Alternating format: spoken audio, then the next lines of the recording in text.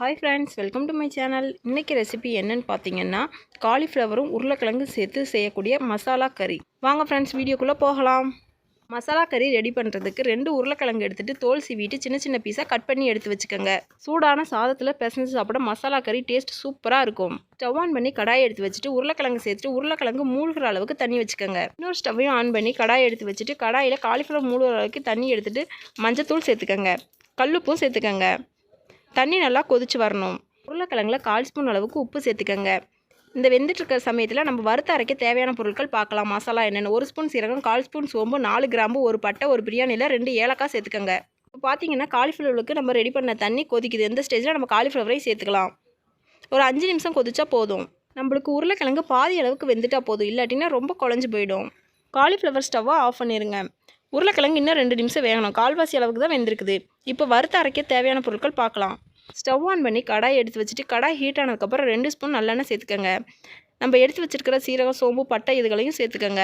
6 முந்திரி பருப்பு, 2 தக்காளி, 3 பெரிய வெங்காயம், சிறுதுளி கருவேப்பிலை கட் பண்ணி எடுத்துக்கோங்க. இப்போ நம்ம கட் பண்ணி எடுத்து வச்சுருக்கிற வெங்காயத்தையும் சேர்த்துக்கலாம். வெங்காயம் கோல்டன் ப்ரௌனாக வதங்கணும். 1/4 ஸ்பூன் அளவுக்கு உப்பு சேர்த்துக்கோங்க வெங்காயம் வதங்குறதுக்கு. இப்போ பார்த்தீங்கன்னா ஒரு ஃபோர்க் வச்சு நீங்கள் உருளைக்கிழங்கு குத்தி பார்த்தீங்கன்னா தெரியும், உருளைக்கிழங்கு நல்லா நம்மளுக்கு வெந்து வந்துடுச்சு. ஸ்டவ் ஆஃப் பண்ணிடுங்க. உருளைக்கிழங்கையும் காலிஃப்ளவரில் இருக்கிற தண்ணியும் வடிச்சிட்டு வேறு ஒரு பிளேட்டில் மாற்றிக்கங்க. இப்போ பார்த்தீங்கன்னா நம்மளுக்கு வெங்காயம் கோல்டன் ப்ரௌனாக வதங்கிடுச்சு. இந்த ஸ்டேஜில் நம்ம எடுத்து வச்சுருக்கிற தக்காளி, முந்திரி பருப்பு, கருவேப்பிலை எல்லாம் சேர்த்துக்கோங்க. 3 நிமிஷம் மீடியம் ஃப்ளேமில் வச்சு நீங்கள் வதக்குனீங்கன்னா தக்காளி வெந்துடும். இப்போ நம்ம மசாலா சேர்த்துக்கலாம். 1 ஸ்பூன் அளவுக்கு கரம் மசாலா தூள் சேர்த்துக்கோங்க. 2.5 ஸ்பூன் அளவுக்கு மல்லித்தூள் சேர்த்துக்கோங்க. 1.5 ஸ்பூன் அளவுக்கு தனி மிளகாத்தூள் சேர்த்துக்கோங்க. உங்களுக்கு காரத்துக்கு தகுந்த மாதிரி சேர்த்துக்கோங்க. 1/4 ஸ்பூன் அளவு மஞ்சள் தூள் சேர்த்துக்கோங்க. மசாலா சேர்த்ததுக்கப்புறம் நீங்கள் ஸ்டவ்வை ஆஃப் பண்ணிடுங்க. ஆறுனதுக்கப்புறம் நீங்கள் சின்ன மிக்ஸி ஜாரில் சேர்த்து நல்லா நைஸ் பேஸ்ட்டாக அரைச்சி எடுத்துக்கோங்க.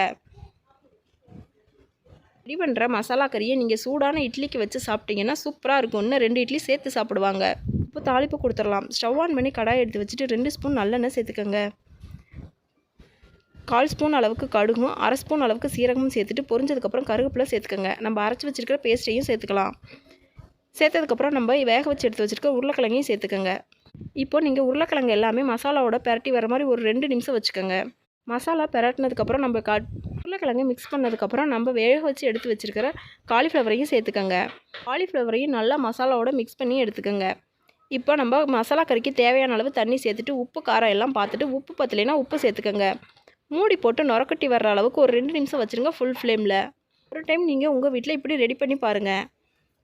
இப்போ பார்த்தீங்கன்னா நம்மளுக்கு மசாலா கறி நல்லா ஃபுல் ஃப்ளேமில் வச்சுருக்க கொதிச்சிட்ருக்கு.